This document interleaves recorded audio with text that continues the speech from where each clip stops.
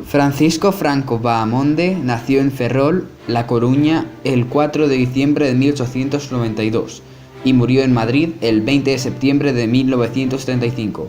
Fue un jefe de Estado y dictador. Nació en una familia de marinos de clase media. Su padre, Nicolás Franco, era capitán de la Armada y sirvió en intendencia.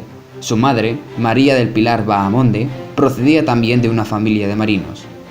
Formado en la Academia Militar de Toledo, de 1907 a 1910, Franco permaneció en Marruecos de 1912 a 1926, salvo por alguna interrupción, y ascendió vertiginosamente por méritos de guerra. En 1923 llegó a la jefatura de la Legión. En 1926, con 33 años, era ya general. 2 años después, se le nombró director de la Academia General Militar de Zaragoza, bajo la Segunda República, de 1931 a 1936, que Franco recibió con profunda desconfianza y considerables reservas. Ascendió a general de división en 1934. Fue comandante en jefe del Ejército de Marruecos y jefe del Estado Mayor Central. En julio de 1936, cuando se puso al frente del movimiento militar contra la República, era comandante militar de Canarias. Franco pensaba que el liberalismo y los partidos habían sido responsables de la decadencia de la España contemporánea, que en 1923 recibió con satisfacción la dictadura de Primo de Rivera y que, aunque sirvió bajo ella, identificaba la Segunda República con anarquía, división nacional, humillaciones al ejército e infiltración comunista. Cuando en 1936 asumió como generalísimo el mando militar de las fuerzas sublevadas, Franco tenía 43 años y era sin duda uno de los militares más prestigiosos del ejército. Definían ya su carácter rasgos que serían permanentes. Era frío, distante, reservado, desconfiado, cauteloso. Poseía en cambio una gran capacidad de autodominio.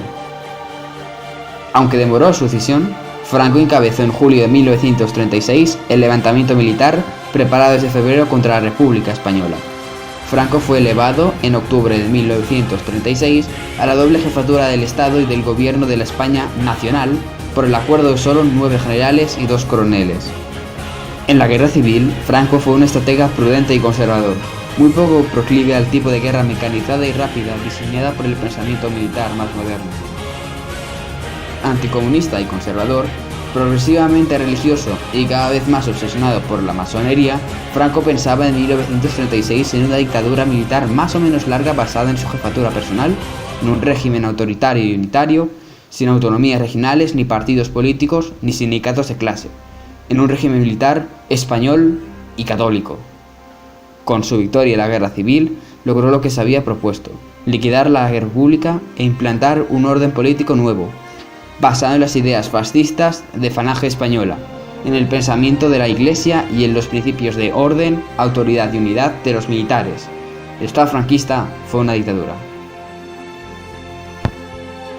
Casado en 1923 con Carmen Polo Martínez Vallés, una mujer de familia acomodada de Oviedo, desde octubre de 1969, Franco fijó su residencia en el Palacio de El Pardo, cerca de Madrid. Su vida privada se caracterizó por una conducta metódica. No fumaba, ni bebía, ni era exigente en sus comidas. Carencia de preocupaciones, gustos privados propios de la clase media militar de la que procedía, afición por la caza y la pesca que practicaba en sus vacaciones y fines de semana y un círculo de amistades muy reducido. Su estilo de gobierno combinó siempre la suntuosidad protocolaria propia de una casa real con aspectos de gobierno característicos de los sistemas totalitarios. Su actividad oficial la ocupaban las audiencias civiles y militares y los despachos con sus ministros. La propaganda oficial le rodeó durante 40 años.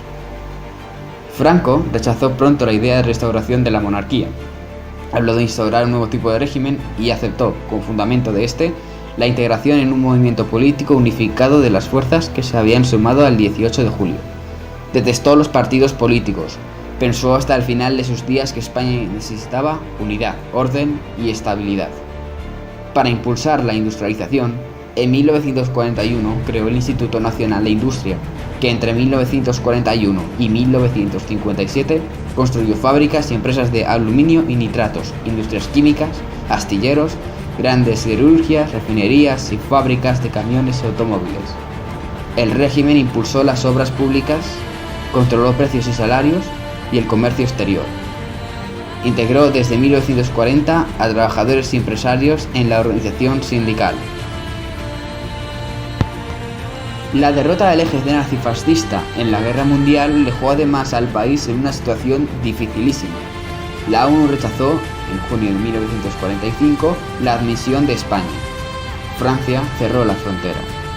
El 12 de diciembre de 1946, la Asamblea de la ONU votó una declaración de condena del régimen español y recomendó la ruptura de relaciones con el mismo, resolución que la comunidad internacional, con pocas excepciones, como Argentina y Portugal, comenzaron a cumplir de inmediato.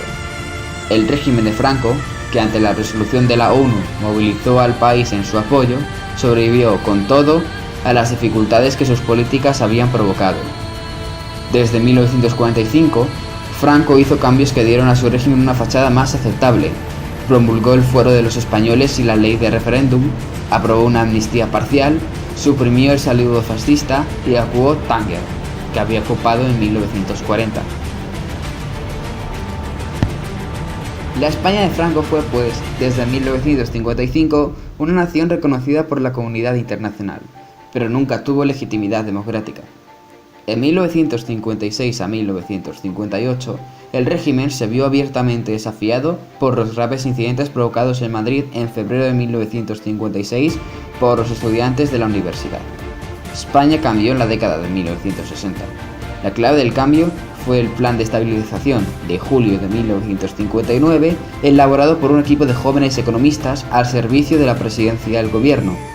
Un modelo ortodoxo de estabilización: devaluación de la peseta, elevación de los tipos de interés, liberalización de importaciones, congelación del gasto público y créditos extranjeros, y una apuesta por la liberalización de la economía que rectificaba todo lo que el régimen había hecho desde 1939. Estabilización y liberación provocaron, en efecto, el despegue económico. Los años del desarrollo, 1960-1973, pilotados por gobiernos con fuerte presencia de ministros del Opus Dei, hicieron de España un país industrial y urbano. El milagro español tuvo grandes contrapartidas: estancamiento de la agricultura, fuertes desequilibrios regionales, elevado éxodo rural, sector público ineficiente y deficitario y graves insuficiencias de tipo asistencial. España pasaría, sin embargo, del conformismo al conflicto en la década de 1960. En junio de 1962 se reunieron en Múnich representantes de la oposición del interior y del exterior para denunciar ante la recién creada Comunidad Europea el carácter antidemocrático del franquismo.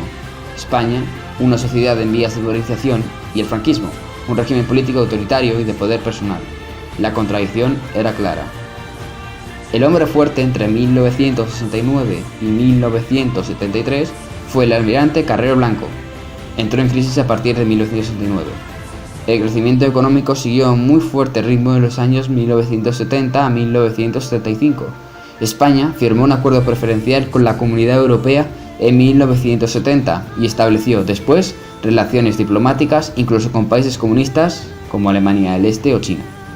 Pero el continuismo institucional del régimen era ya sumamente problemático. La naturaleza del régimen debilitaba su propia autoridad política y moral ante los conflictos, amenazaba su propia estabilidad. Desde 1970, las huelgas se extendieron por toda España. La apertura prometida en febrero de 1974 por el último gobierno del franquismo, encabezado por Arias Navarro, entre 1964 y 1975, fue un fracaso. No hubo democratización del régimen, ni hubo legalización de asociaciones políticas, como pasó hacia un régimen de partido. Franco murió el 20 de noviembre de 1975, tras una larga y dolorosa agonía. El franquismo murió con él. Contra sus previsiones, su sucesor, el rey Juan Carlos I, puso en marcha el proceso de cambio que iba a generar la restauración de la democracia en España.